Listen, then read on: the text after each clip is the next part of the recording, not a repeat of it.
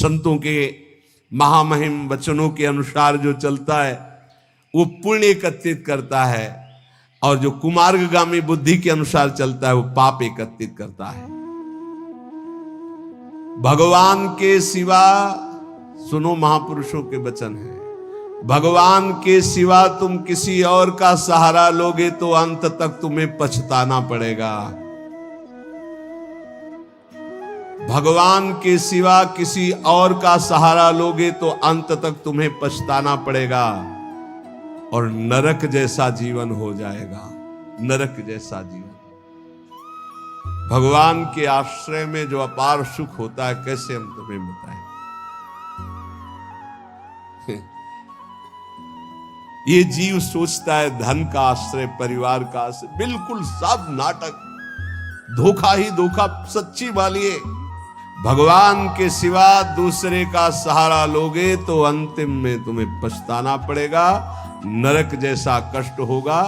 अगर भगवान का सहारा है, सच्ची माने जीवन परम मंगल में देखने को मिल रहा है। नारकी स्थिति से जीवन परम मंगल में देखने को मिल रहा है। दूसरा, संसार के मनुष्यों से जो प्रेम किया जाता है वो अगले जन्म का निमंत्रण है, अगला जन्म का। और यदि भगवान से प्रेम किया जाता है तो परम धाम जाने का, अगला जन्म का खत्म। अब देखो तुम्हें पसंद क्या करना है। तीसरा, जिस शरीर में जितनी आसक्ति कर लोगे अगला वही जन्म उसी शरीर का मिलेगा। जैसे हिरण के शरीर में आसक्ति कर ली तो भरत जी हिरण बन गए, पुरंजन ने स्त्री में आसक्ति कर ली तो पुरंजनी बन के अगले जन्म में स्त्री बन करके जन्मा। इसलिए जिस शरीर से अधिक प्रेम कर, जो मकान से ज्यादा प्यार करता है वो छिपकली बनकर मकान में लिखता है। ध्यान, जो जिससे अधिक प्यार, वो ऐसी योनि को प्राप्त। तुम योनि प्राप्त करने के लिए नहीं आए, भगवान को प्राप्त करने के लिए मानव देह प्राप्त किया है। नाम जप करो, सच्चाई से नाम जप करो, तुम्हें खुद दिखाई देगा जो लिखा है। कोई किसी से प्यार नहीं करता, सिर्फ नाटक, सिर्फ नाटक प्यार का चल रहा। कोई प्यार, जो राग और द्वेष पूर्वक जीवन व्यतीत करता है वो दुर्गति का पात्र बनकर के नाना प्रकार की नारकी योनियों को भोगता है। प्राय राग द्वेष में ही जीवन जा रहा है। ये 18 दोष भोगने ही पड़ते हैं जो भगवान का भजन नहीं करता है। भूख, प्यास, बीमारी, बुढ़ापा, राग, द्वेष, मोह, निंदा, चिंता, भय, खेद, विषाद, जन्म, मरण, विस्मय, शोक, मंद, अरति, कहीं मन नहीं टिक रहा, घोर अशांत, डिप्रेशन, अरति। ये 18 दोष भगवत विमुख को भोगने ही पड़ते हैं। और यदि वो भगवान के आश्रित हो जाता है तो उसमें जैसे भूख है, प्यास है, बीमारी है, बुढ़ापा है, इन सब में भगवान का एक विशेष कृपा प्रसाद रहता है। देखो, बेटा और बहू की कथा सुन चुके हैं। एक संत भगवान ने कभी शिष्य नहीं बनाए थे, श्रीधर बाबा। और जब वृद्धावस्था आई तो अपने लोग 8-10 संतों की होड़ लगती थी कि देखो आपने 1 घंटा सेवा की है, अब आप हटिए, अब हम सेवा। और जानते उनको कैसे सोच कराई जाती थी? ऐसे टांग लिया जाता था दोषण और ऐसे हाथ में कराई जाती। क्यों? क्योंकि भजन करते थे। सौभाग्य था, किसको शौच कराने को मिले, किसको स्नान कराने को मिल जाए, किसको वस्त्र धारण। ये सौभाग्य, भगवान के सिवा किसी को अपना नहीं माना। तो ऐसे गोद में, संतों की गोद में उनकी सेवा होती थी। और अंतिम समय राधा राधा मुख से निकल रहा था, सब संत कीर्तन कर रहे थे और ऐसे पधारे, पूछो मत। ये है ना कोई शिष्य, ना कोई जगह, ना कोई 1 रुपया। तो ऐसे भगवान की तरह अंतिम समय उनकी पूजा हुई। जब उनका शरीर असमर्थ था, ड्यूटी लगती थी, अलग अलग ड्यूटी लगती। कई संत भगवान अपने ड्यूटी लगी थी कि इतने बजे से इतने, और लड़ाई होती थी, देखो आपने 1.25 घंटा आज कर लिया, 15 मिनट ज्यादा कर लिया, अब आप हटिए, आप हम मुझे तो यार थोड़ी देर और कर ले। मतलब लोभ लगता कि जितना अधिक मैं सेवा कर पाऊं। क्यों? क्योंकि भजन परायण थे और वहां पैदा किया है, संपत्ति दी है, लात मार रहे। भगवान से विमुख जो है उसे 18 दोषों को भोगना पड़ता है। जो भगवान के कृपा पात्र होते हैं उन्हें संत संग मिलता है। जिन्हें संत संग मिलता है उनमें अंत काल में जैसे भगवत प्राप्ति होगी वैसा संयोग बना दिया जाता है। अंत काल में दादू मन ही सो मल उपजय, मन ही सो मल धोई, सीख चले गुरु साधु की, तो तू निर्मल होई। नाम जपे रुचि साधु को, साधु जपे रुचि नाम, दादू दोनों एक टक, यहू आरंभ यहू काम। कह रहे मन गंदा हो गया है, अब मन ही निर्मल हो तब बात बनेगी। कैसे निर्मल हो? बोले गुरु का उपदेश, साधु का संग, ये साबुन है, बहुत जल्दी मन को निर्मल कर देता है। बोले जब नाम जपे तब रुचि साधु की, जब नाम जपो कहे तो संतों में तुम्हारी प्रीति हो जाएगी, और जब संत नाम देंगे तब भगवान में प्रीति हो जाएगी। ये नियम है, ये सिद्धांत। गुरुमुख के प्राप्त नाम से ही भगवत साक्षात्कार होता है। दादू हरि साधु यो पाइये, अविगत के आराध, साधु संगति हरि मिले, हरि संगत सु साध। बोले जब हरि की कृपा होती तो साधु मिलते हैं, और जब साधु की कृपा होती है तो उस अविगत परमात्मा की आराधना शुरू होती है, तब वो हरि मिलते हैं। तो हरि की कृपा का फल साधु, और साधु की कृपा का फल हरि दर्शन। हरि जब अव्यक्त कृपा करते तब संत दर्शन मिलता है। अब मोहि भा भरोस हनुमंता, बिनु हरि कृपा मिले नहीं संता। तो मन भुवंग बहु विष भन्या, निर्विष क्यों न होई, दादू मिलिया गुरु गारुणी, तो निर्विष किया सोई। बोले ये मन बड़ा विष फैलाता है, काम क्रोध लोभ मोह मद मत्सर बड़ा विषयी बना दिया। तो बोले अब ये विष कैसे उतरे? बोले गुरु गारुणी, विष उतारने वाले गुरुदेव हैं। जो गुरुदेव ने नाम मंत्र दिया है उसको जपो तो मन का सारा विष उतर जाएगा, निर्विकार मन हो जाएगा। पूजा मान बड़ाइयां, आदर मांगे मन, राम गहे सब परिहरे, सोई साधु जन। सबके मन में होती है हमारी पूजा हो, हमारी मान हो, हमारी बड़ाई हो, हमारा आदर हो, लेकिन साधु वही है जो मान बड़ाई आदर को स्वीकार नहीं करता, इच्छा नहीं करता। सब में मेरे प्रभु है, सबको प्रभु को भाव से प्रणाम। इतने विराट रूप भगवान इतने रूप में आकर दर्शन देते हैं, ये भाव नहीं रखना। मान बड़ाई आदर इसका कहीं भी नहीं। मेरे प्रभु आकर मुझे दर्शन देते हैं, करुणा करके इतने रूपों में दर्शन देते हैं। जो भगवान को प्राप्त करना चाहता है वो साधु कैसा होता है? जो मान बड़ाई आदर आदि को भी स्वीकार नहीं करता। विष सुख माही रमि रहा, माया हित चितलाई, सोई संत जो उबरे, स्वाद छोड़ी गुण गाई। संसार के विषय भोगों में रम रहे जीवों का उद्धार कौन कर सकता है? बोले संत। बोले कौन संत? जो बोले केवल भगवान के गुण गा रहा, उसके बदले में कुछ नहीं चाहता है। अगर कुछ चाह है, रुपया पैसा भोग सामग्री स्वाद मान बड़ाई प्रतिष्ठा, तो उसकी वाणी का प्रभाव नहीं पड़ेगा। विषयों में फंसे हुए, माया में फंसे हुए जीवों का उद्धार किससे होता है? बोले संत से। बोले किन संत से? बोले सोई संत जन उबरिया, जो स्वाद छोड़ी गुण गाई। स्वार्थ स्वाद, इनको छोड़कर कोई भी चाह नहीं, केवल स्वांता सुखाए तुलसी रघुनाथ गाथा। बोले ऐसे संतों की वाणी से माया में फंसे हुए लोगों का उद्धार होता है।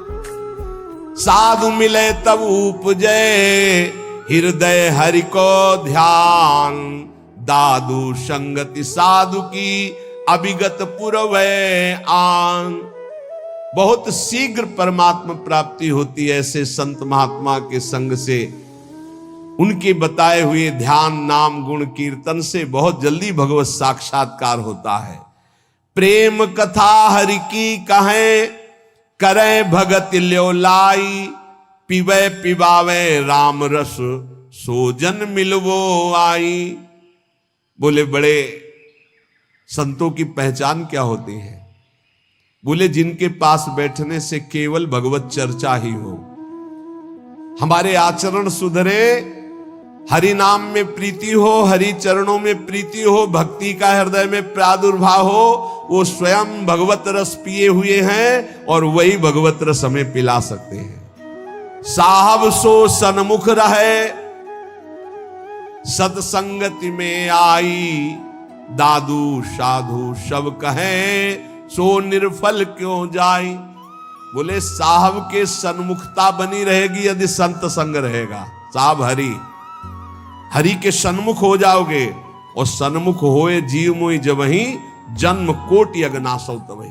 करोड़ों जन्मों के पाप उस जीव के नष्ट हो जाते हैं जो भगवान श्री हरि की सन्मुखता प्राप्त कर लेता है। वो सन्मुखता साधु संग से प्राप्त होती। साधु संग कभी निष्फल नहीं हो सकता। अमोघश्च निर्बैरी सब जीव सो संत जना सोई, दादू एक आत्मा बैरी नाही कोई। संत वही, किसी भी संप्रदाय की मेड़ में नहीं, था पूरा विश्व विश्वंभर सब जगह भास, एक ही परमात्मा तत्वनंत ब्रह्मांडों में है। फिर मृत्यु लोक की बात क्या? निर्वैरी सब जीव सो संत जना सोई। सब किसी से बैर नहीं, सब अपने हैं, सब अपनी आत्मा है।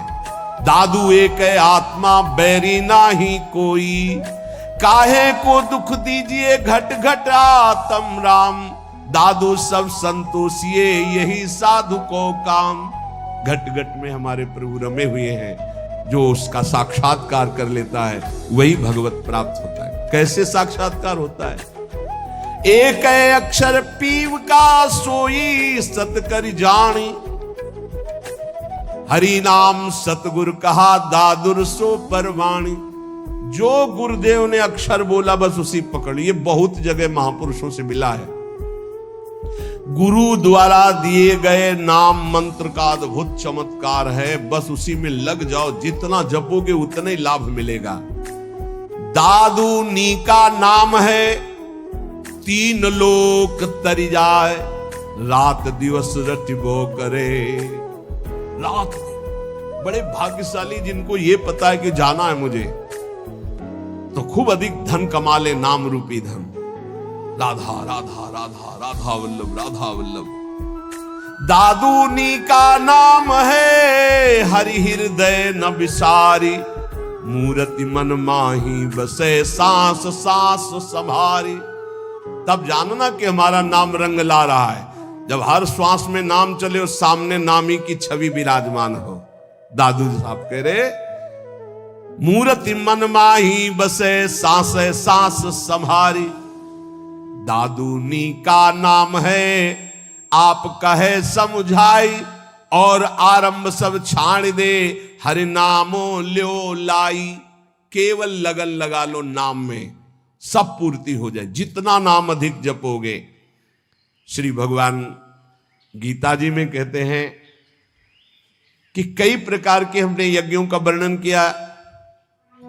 श्रेयान द्रव्य मयाद्यज्ञाज ज्ञान यज्ञ परंतप, सर्वम कर्माखिलम पार्थ ज्ञाने परिसमाप्यते।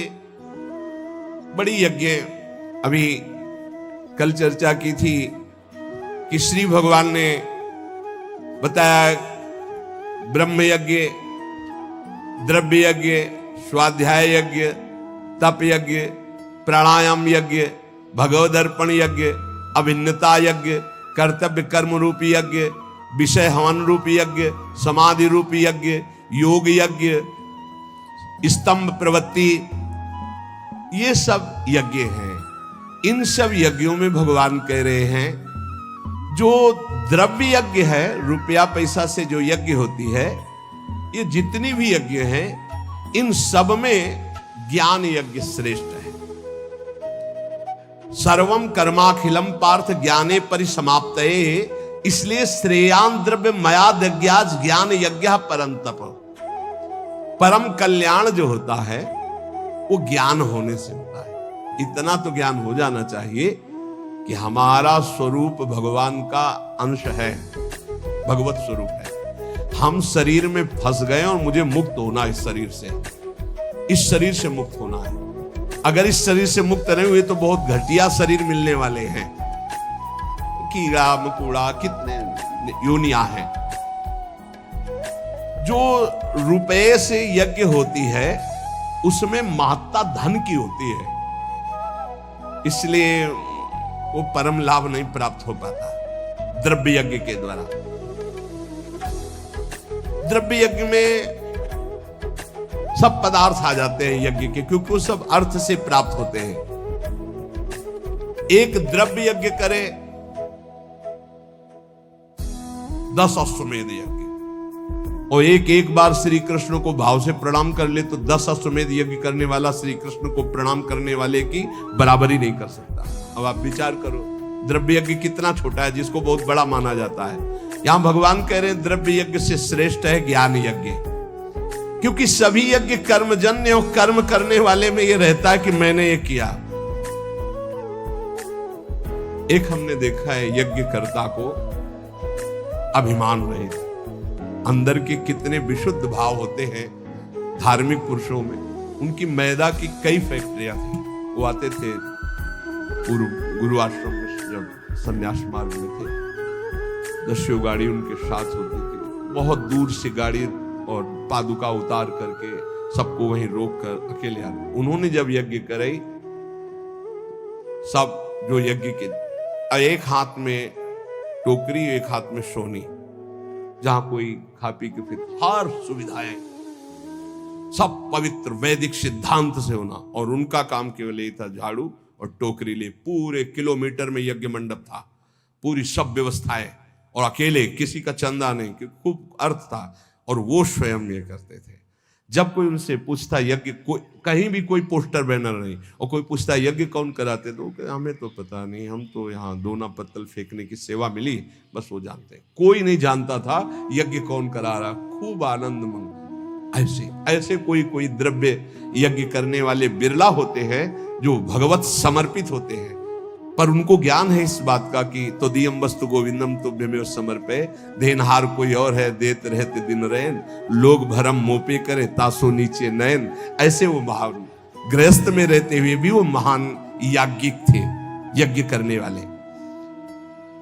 तो जब द्रव्य यज्ञ कराई जाती है तो उसमें कहीं ना कहीं अहम स्फुरित हो जाता है। मैंने इतने करोड़ अर्पित किए, मैंने इतने लोगों को पवाया, तो जीवन मुक्त होने के लिए वो पर्याप्त नहीं रह गया, क्योंकि अहम का लय होना चाहिए। इसीलिए भगवान कह रहे हैं सर्वम कर्माखिलम पार्थ ज्ञाने परिसमाप्तये। ज्ञान में क्या होता है, अहम का नाश हो जाता है। इसलिए भगवान यहां कह रहे कि सबसे बढ़िया यज्ञ है ज्ञान यज्ञ। अंतःकरण में 3 दोष होते हैं जिनके कारण भगवत साक्षात्कार नहीं हो पाता। मल कहते हैं संचित पाप को। जो संचित पाप होते हैं उनके कारण भजन में मन नहीं लगता। जहां भजन शुरू करोगे, भगवत मार्ग की बातें शुरू करोगे, तो पाप आकर्षण शुरू हो जाएगा। इसे मल कहते हैं। दूसरा होता है विक्षेप, चित्त का चंचल होकर बार बार भोगे हुए विषयों का चिंतन करना, इसे विक्षेप कहते हैं। आवरण कहते हैं अहंकार, अज्ञान। इन 3 के कारण जीव की भगवान में रुचि नहीं होती और भगवान की प्राप्ति में बाधा ये 3 पहुंचाते। मल, संचित पाप, विक्षेप, भोगों के प्रति चित्त का चंचल होना, आवरण, अहंकार, अज्ञान। जब हम कोई भी कर्म करते हैं तो उसमें ये आवरण ढक जाता है, अहंकार, मैंने ये किया। और जहां ये हुआ मैंने ये किया, तो उसका कल्याण नहीं हो पाता। ये खास बात है। उसका फल मिलेगा, उसे भगवत प्राप्ति नहीं हो पाएगी। अहंकार विमूढ़ात्मा कर्ता हमेति मन्यते। अहंकार में मूढ़ता बनी रहती है और ये रहता है कि मैंने ये किया, और जब मैंने ये किया तो अवश्य भोगना पड़ेगा, चाहे शुभ हो या अशुभ हो, भगवत प्राप्ति नहीं होगी। जब हमें किसी महापुरुष का आश्रय मिलता है, संत महात्मा का, और वो जब हमें उपदेश करते हैं, तब हमें समझ में आता है कि सारे कर्म भगवान के लिए करने हैं। हमारे पास जो शारीरिक बल, रुपया, पैसा, भोग सामग्री, सब श्री भगवान की, तो हम भगवत भाव से जब कर्म करके भगवान को समर्पित करने लगते हैं, तो हमारे अंदर के दोष नष्ट होने लगते हैं। मल पहले नष्ट होगा, संचित पाप भस्म होंगे।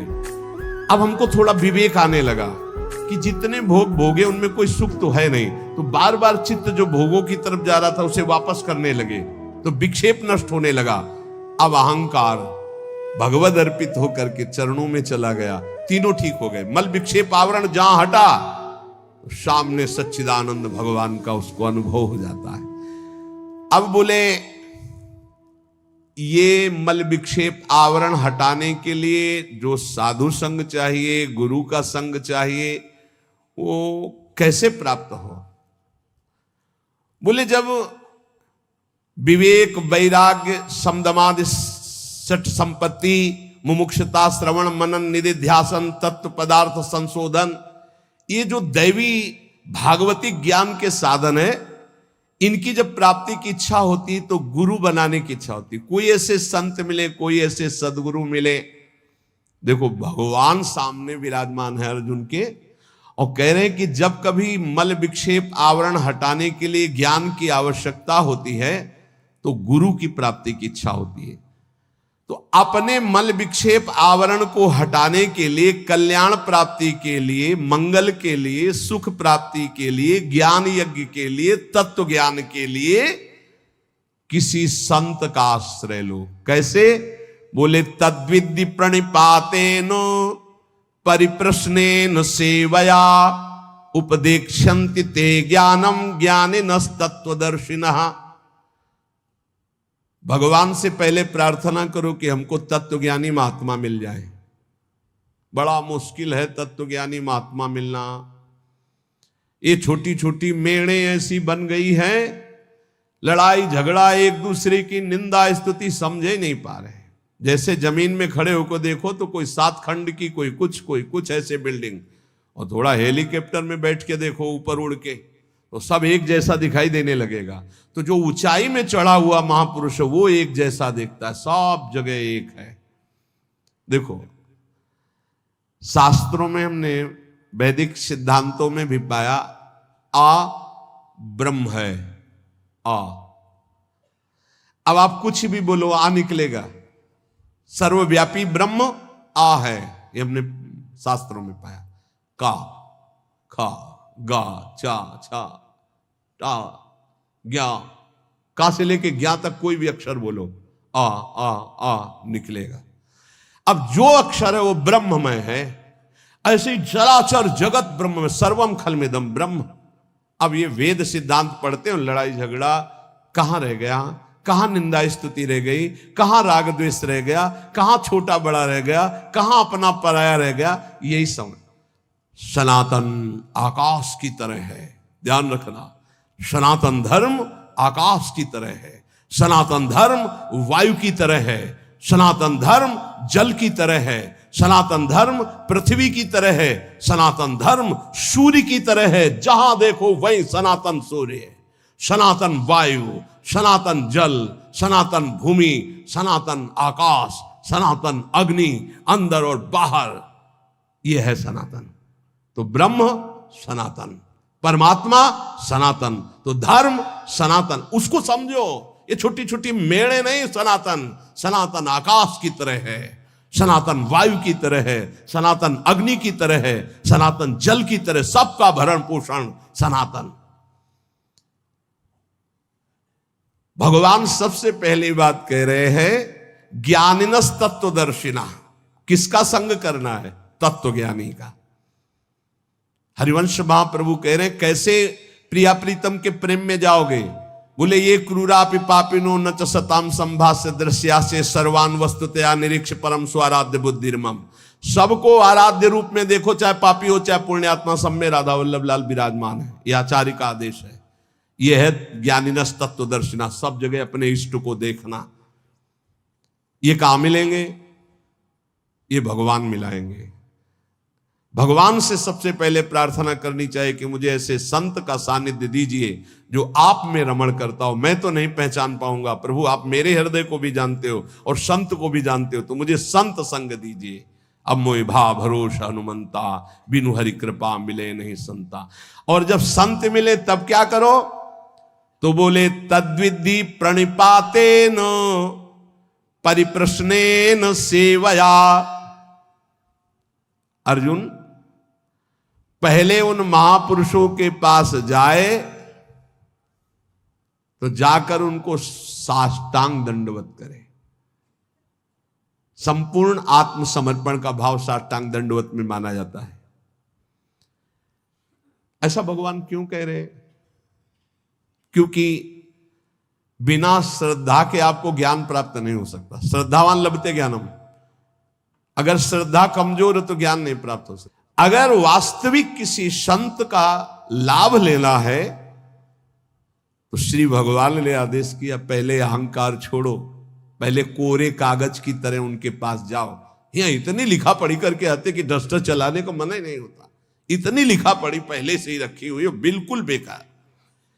आप सच्ची मानिएगा, 70 वर्ष जीवन के हो गए, अभी तक ये नहीं निर्णय कर पाए कि मुझे चलना किधर है।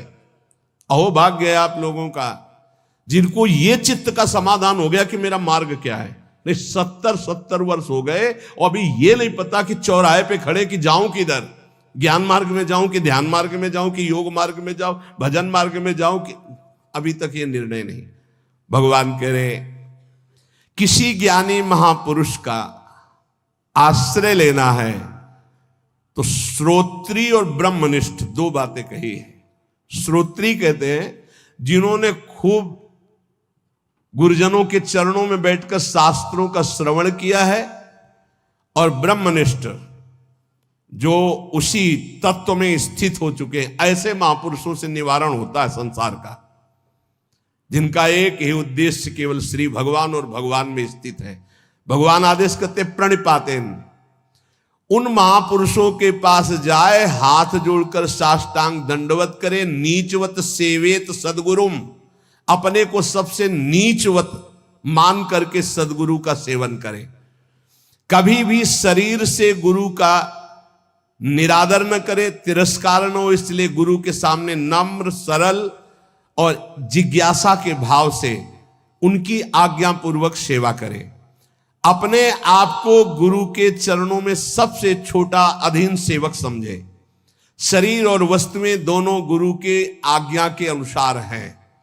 साष्टांग दंडवत प्रणाम का मतलब है मेरा शरीर गुरु की आज्ञा पे चलेगा, अहम गुरु के चरणों में अर्पित है। सेवया, भगवान कह रहे परिप्रश्नेन के लिए सेवया, शरीर और वस्तुओं से गुरु की सेवा गौण, मुख्य है गुरु की आज्ञा का पालन करना।